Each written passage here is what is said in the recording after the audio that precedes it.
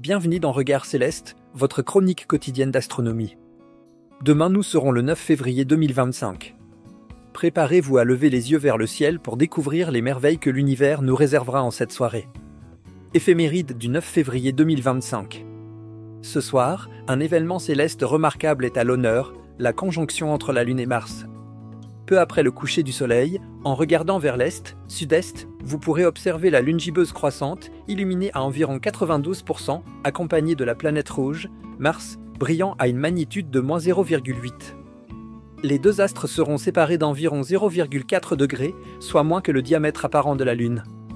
Cette proximité offrira un spectacle saisissant, visible à l'œil nu ou avec une paire de jumelles.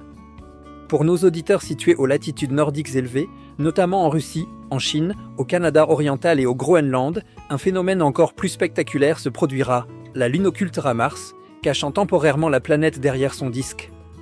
L'occultation débutera à 18h09 UTC et se terminera à 21h30 UTC.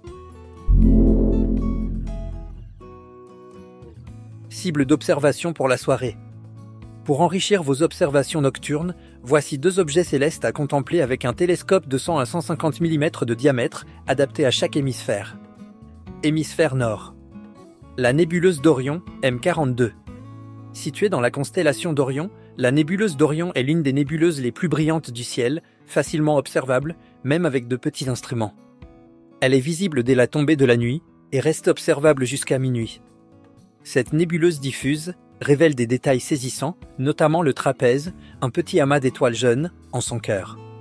Hémisphère sud. L'amas de la Tourelle, NGC 2070, dans la nébuleuse de la Tarentule. Dans la constellation de la Dorade, la nébuleuse de la Tarentule abrite l'amas de la Tourelle, un amas ouvert d'étoiles jeunes et massives. Pour une latitude moyenne de -21 degrés, cet objet est observable en début de nuit, avec des conditions optimales entre 19h et 23h UTC. Un télescope de 100 à 150 mm permettra de distinguer les étoiles les plus brillantes de l'amas et d'apprécier la structure complexe de la nébuleuse environnante.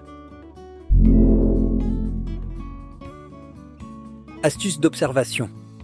Pour améliorer la qualité de vos observations, il est essentiel de laisser votre instrument s'acclimater à la température extérieure. Sortez votre télescope au moins 30 minutes avant de commencer vos observations. Cette mise en température permet aux optiques de se stabiliser thermiquement, réduisant ainsi les turbulences internes et améliorant la netteté des images. De plus, évitez d'observer au-dessus de surfaces qui retiennent la chaleur, comme le béton ou l'asphalte, car elles peuvent créer des courants d'air chaud, perturbant la qualité de l'image.